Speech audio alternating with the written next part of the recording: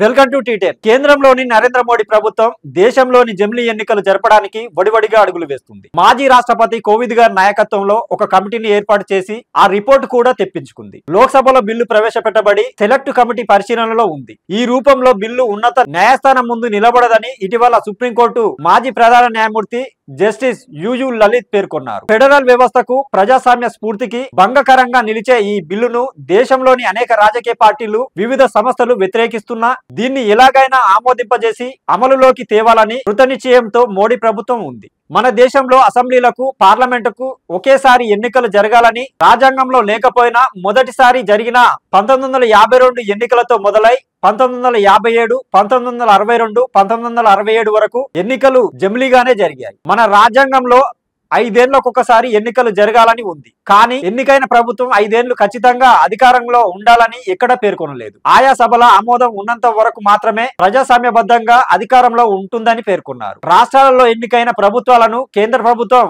రాజ్యాంగంలోని ఆర్టికల్ 352 అధికారానికి అనుగుణంగా రద్దు చేసిన సందర్భాలు కూడా అనేకం ఉన్నాయి. 1967 ఎన్నికల్లో 7 రాష్ట్రాల్లో మొదటిసారి కాంగ్రెసేతర ప్రభుత్వాలు ఏర్పాటు, కాంగ్రెస్ పార్టీలో అంతర్గత విభేదాల మూలంగా 1971లో పార్లమెంట్ ముందస్తు ఎన్నికలు, 1977లో కేంద్రంలో జనతా పార్టీ ప్రభుత్వాలు ఏర్పాటు, 1980 దశకం నాటికి అనేక రాష్ట్రాలలో ప్రాంతీయ పార్టీలు ఏర్పడడం వంటి కారణాలతో దేశమంతా ఒకే పార్టీ అనే రాజకీయ రూపం మారింది. ఉత్తరప్రదేశ్, మహారాష్ట్ర, బీహార్, ఆంధ్రప్రదేశ్, తమిళనాడు, పంజాబ్, జార్ఖండ్, ఒరిస్సా, జమ్మూ కాశ్మీర్, హర్యానా, బెంగాల్, కర్ణాటక, ఢిల్లీ, గోవా, ఈశాన్య రాష్ట్రాల్లో ప్రాంతీయ పార్టీలే వరుసగా అధికారంలోకి వస్తూ వచ్చాయి.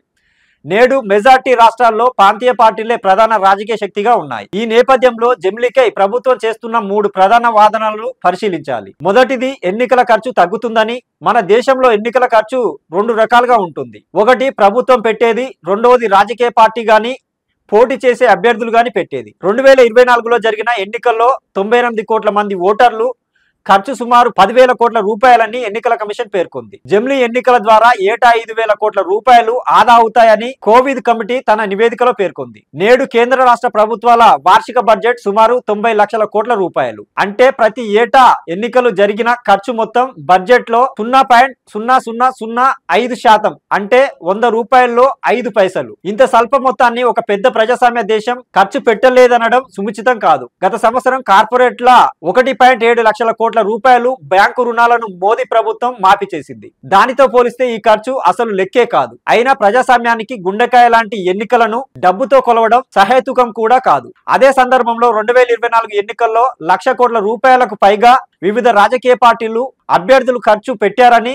సెంట్రల్ ఫర్ మీడియా స్టడీస్ అనే సంస్థ నివేదించింది. అంటే ప్రభుత్వ ఖర్చుకు 10 రెట్లకు పైగా పార్టీలు ఖర్చు పెట్టాయి. ఒక్కో పార్లమెంట్ అభ్యర్థి కనీసం 100 నుండి 200 కోట్ల రూపాయలు ఖర్చు చేస్తున్నారు. డబ్బులు ఏరులై పారిస్తూ ఈ ఖర్చు వారి రాజకీయ వ్యాపారానికి పెట్టుబడిగా చూస్తున్నారు. ఎన్నికల్లో పోటీ చేయడం ఎంత కష్టంగా మారిందంటే దేశ ఆర్థిక మంత్రి నిర్మలా సీతారామన్ ఖర్చు భరించలేక తాను పార్లమెంటుకు పోటీ చేయడం లేదని ప్రకటించారు. ఎన్నికల ఖర్చు ప్రభుత్వానికి నామమాత్రమే కానీ అభ్యర్థులకు, రాజకీయ పార్టీలకు మాత్రం భారంగానే ఉంటుంది. వాస్తవంగా ఎన్నికల సందర్భంలో పార్టీల ప్రచారం ఇతరితర అనేక మందికి ఉపాధి లభిస్తుంది. లేబర్ డిమాండ్ అధికంగా ఉంటుంది. ఆర్థిక వ్యవస్థ పుంజుకుంటుంది. ఇది ఒక రకంగా సంపద పునఃపంపిణీ కింద లెక్క. అలాంటప్పుడు ఇలాంటి ఖర్చు పట్ల సామాన్యులకు ఎందుకు బాధ? ఇంకో రకంగా చూస్తే ఎన్నికల ముందు ప్రభుత్వాలు ధరలను సాధారణంగా పెంచవు, సంక్షేమ పథకాలను కూడా ప్రకటిస్తాయి. 2024 ఎన్నికల ముందు మోదీ ప్రభుత్వం పెట్రోల్ ధరను, గ్యాస్ బండ ధరను 200 రూపాయలు తగ్గించింది. అందువల్ల ఎలా చూసినా తరచు ఎన్నికల వలన ప్రజలకు లాభమే కానీ నష్టమేమి కాదు. ఇక రెండో వాదన, ఎన్నికల నియమావళి ప్రజలకు ఇబ్బంది కలగజేస్తుందనేది. వాస్తవంగా ఈ సమయంలో కూడా సాధారణ ప్రజలకు అసౌకర్యం ఏమీ ఏర్పడదు. వారి రోజువారీ జీవితం యథాతథంగానే సాగుతూ ఉంటుంది. ఇక్కడ కూడా ఇబ్బంది అధికార పార్టీలకి. ఎందువలనంటే ఎన్నికల ముందు ప్రజలపై భారాలు వేస్తే ఓడిపోతామనే భయంతో ధరలు పెంచడం, అసౌకర్యాలను కుదించడం వంటి చర్యలు చేపట్టరు. భారాలకు భిన్నంగా సంక్షేమ చర్యలు చేపడతారు. ఇటీవల జరిగిన ఢిల్లీ రాష్ట్ర ఎన్నికల్లో బీజేపీ అనేక సంక్షేమ పథకాలను ప్రకటించడం చూశాం. మన దేశంలో పేదరికం ఎంతగా పెరిగిందంటే ప్రజలు నిరంతరం ప్రభుత్వాల నుండి ఎంతో కొంత ఉపశమనం ఆశిస్తూనే ఉంటారు. అలా చేయని పార్టీలను ఓడిస్తూ కూడా ఉంటారు. ప్రజల పట్ల పార్టీలకు ఉన్న బాధ్యత ఎన్నికల సందర్భాల్లోనే బాగా ముందుకు వస్తాయి. దీనివల్ల కూడా ప్రజలకు లాభమే కదా.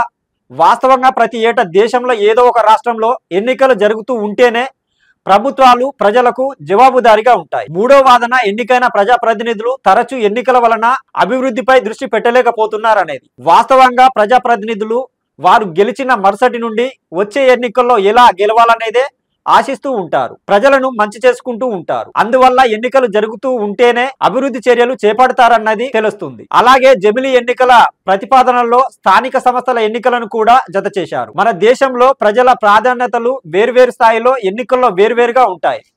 ఉదాహరణకు స్థానిక సంస్థల ఎన్నికల్లో వీధి లైట్లు, మంచినీటి సరఫరా, పౌర సేవలు వంటివి ముఖ్య పాత్ర పోషిస్తాయి. ఇక్కడ దేశ సమస్యలు, ఆయా దేశ నాయకుల చరిష్మా వంటివి పనిచేయవు. అలాగే అసెంబ్లీ ఎన్నికల్లో కూడా ఆ రాష్ట్రాల్లో శాంతి భద్రతలు, విద్య, వైద్యం, సంక్షేమం వంటి స్థానిక సమస్యలే ప్రధాన పాత్ర పోషిస్తాయి. పార్లమెంటు ఎన్నికల్లో ఒక పార్టీ గెలిచి వెంటనే జరిగిన అసెంబ్లీ ఎన్నికల్లో మరో పార్టీ గెలుస్తుంది. మహారాష్ట్ర, హర్యానా, కర్ణాటక, కేరళలో, గతంలో ఢిల్లీలో కూడా గెలవడం దీనికి నిదర్శనం. జమిలీ ఎన్నికల్లో కేంద్ర రాజకీయాలు ముందుకు వచ్చి ఆచరణలో ప్రజలు ఈ స్థానిక ఆకాంక్షలను ప్రతిబింబించవు.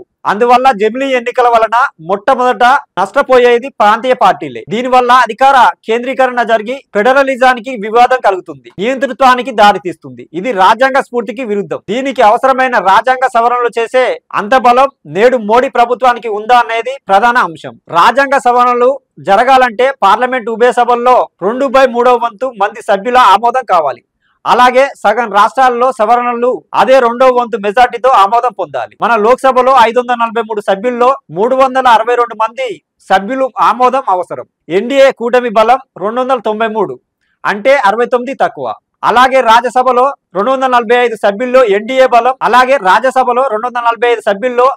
బలం 125 మాత్రమే. రాజ్యాంగ సవరణకు ఇంకా 39 మంది సభ్యులు అవసరం.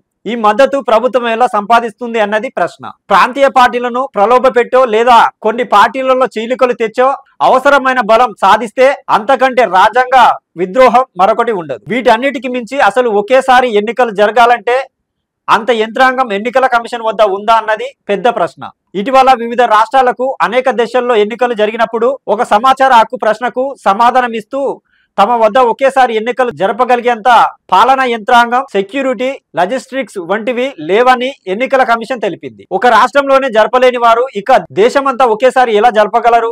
ఇన్ని అంశాలు, ఆటంకాలు ఉన్నా ఎందుకు మోడీ ప్రభుత్వం దీని అమలుకు అంత ఆరాట పడుతుందంటే వారు అనుకున్నంత స్పీడ్గా నయా ఉదారవాద ఆర్థిక విధానాల అమలుకు తరచూ ఎన్నికలు అవరోధంగా నిలుస్తున్నాయి. గత 4 ఏళ్లుగా ప్రయత్నిస్తున్న విశాఖపట్నం స్టీల్ ప్లాంట్ ప్రైవేటీకరణ నేటికి చేయలేకపోయారు. కార్పొరేట్ అనుకూల విధానాలు వారు అనుకున్న స్థాయిలో జరగడం లేదు. మతోన్మాదం పేరున ప్రజలను ఎంత రెచ్చగొట్టినా ఎన్నికల్లో వారు ఆశించిన ఫలితాలు రాలేదు. దీనితో ఇప్పుడు మరో కొత్త బాట పట్టారు. అందువల్ల ఏ రకంగా చూసినా ఈ జమిలీ ఎన్నిక కార్పొరేట్ రాజకీయ ప్రయోజనాలే తప్ప సామాన్యుల ప్రయోజనాలు కుసుమంతా కూడా కానరావు. ప్రభుత్వం ఇస్తున్న ఒకే దేశం ఒకే ఎన్నిక వంటి ఆకర్షణీయ నినాదం మాటన ఉన్న అసలు లక్ష్యాలను, ప్రమాదాన్ని ప్రజలు చైతన్యంతో అర్థం చేసుకోవాల్సిన అవసరం ఉంది. ఇది వాటిని చూస్తూనే ఉండండి T10.